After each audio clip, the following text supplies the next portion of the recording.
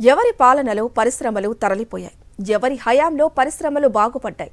ఎలాంటి పరిశ్రమలు ఏపీ రాష్ట్రంలో ఊపందుకున్నాయి? పర్యావరణానికి మేలు చేసే పరిశ్రమలకు ఎలాంటి చేయూత అందుతోంది? ఈ ప్రశ్నలన్నింటికీ సమాధానంగా నిలుస్తోంది బయోమాస్ బ్రికెట్స్. అసలేంటి పరిశ్రమ, ఏ జిల్లాలో ఉంది? ఆ వివరాలు తెలుసుకుందాం పదండి. చూడటానికి ఇలా కనిపిస్తోంది కానీ ఇది ఓ చిన్న తరహా పరిశ్రమ. దాదాపు 70 మందికి ఉపాధి కల్పిస్తోంది. ఇంతకీ ఏంటి పరిశ్రమ? ఈ పరిశ్రమ వల్ల ఉపయోగం ఏంటి అంటే ఇది బయోమాస్ బ్రికెట్స్ పరిశ్రమ. కట్టె ముక్కలతో తయారు చేస్తారు. బొగ్గు ఆధారితంగా చాలా పరిశ్రమలు, కర్మాగారాలు పనిచేస్తాయి. అయితే ఆ బొగ్గుకు బదులు ఇప్పుడు వీటిని వాడుతున్నాయి కొన్ని పరిశ్రమలు. ముఖ్యంగా ఫార్మా, డైరీ కంపెనీలు ఎక్కువగా వీటిని ఉపయోగిస్తున్నాయి. బొగ్గు కన్నా పొల్యూషన్ లేకుండా, బొగ్గు కన్నా రేటు తక్కువతో, బొగ్గు వచ్చి 10 రూపాయలు ఉంటే కేజీ, ఇది మనకి 7.5 రూపాయలకి వస్తుంది. దీంట్లో బూడి శాతం ఉండదు. దానివల్ల ఏంటంటే పొల్యూషన్ ఉండదు, పొగ ఉండదు. ఫ్యాక్టరీలో కూడా దీన్ని వాడాలని సిసిటి, మెడ్రాసు, చెన్నై, అది హైదరాబాదు, ఈ ఏరియా అంతా దీన్నే ఇప్పుడు కొత్తగా వచ్చే కంపెనీలు ఇదే వాడాలని గవర్నమెంట్ రూల్ కూడా పెట్టుంది. ఇంతకీ ఈ బయోమాస్ బ్రికెట్స్ ని ఎలా తయారు చేస్తారంటే వ్యవసాయ వ్యర్థాలతోనే. ఒకప్పుడు రైతులు వ్యవసాయ వ్యర్థాలను వదిలేసేవారు, లేదంటే తగలబెట్టేవాళ్లు. అయితే ఇప్పుడు ఈ వ్యవసాయ వ్యర్థాల ద్వారానూ ఆదాయం అందుకుంటున్నారు. రైతుల నుంచి సేకరించిన వ్యవసాయ వ్యర్థాలతో, కట్టె ముక్కలతో ఈ బయోమాస్ బ్రికెట్స్ ని తయారు చేస్తున్నారు. తక్కువ పెట్టుబడి, డిమాండ్ ఎక్కువ ఉన్న పరిశ్రమ కావడంతో ప్రభుత్వం కూడా చేయూతనిస్తోంది. 1 కోటి రూపాయలు ఉన్న టర్నోవర్ కంపెనీని 3-5 కోట్ల దాకా తీసుకొచ్చాము. మా కాడ ఇంచుమించు 70 మంది వర్కర్స్ ఉంటున్నారు.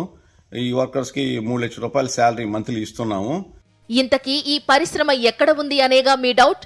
ఇంకెక్కడా, శ్రీ పొట్టి శ్రీరాములు నెల్లూరు జిల్లా పొదలకూరు మండలంలో.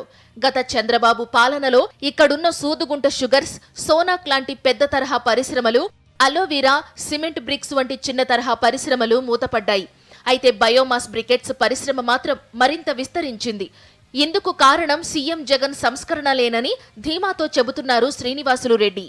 ఇక్కడ కొంచెం అగ్రికల్చర్ వేస్ట్ ఉంటుంది అని చెప్పి ఈ ఫ్యాక్టరీని 2015లో పెట్టాము. 2015లో ఫ్యాక్టరీ పెట్టేటప్పుడు అక్కడ కొంచెం మాకు ఈ పర్మిషన్స్ రాక, ఒక 4 సంవత్సరాలు బ్యాంక్ లోన్స్ రాక చాలా ఇబ్బంది పడ్డాము. 2019లో వైసీపీ అధికారంలోకి వచ్చిన తర్వాత జగన్మోహన్ గారు పెట్టిన సంక్షేమ పథకాలతో మాకు 20% సబ్సిడీ వచ్చి, MSME certificate, already town planning, panchayat పర్మిషన్లు తెచ్చి తర్వాత మాకు బ్యాంక్ లోన్ రావడం జరిగింది. పరిశ్రమలు తరలిపోతున్నాయంటూ వైఎస్ జగన్ పాలనపై చంద్రబాబు నాయుడు ఆరోపణలు చేశారు.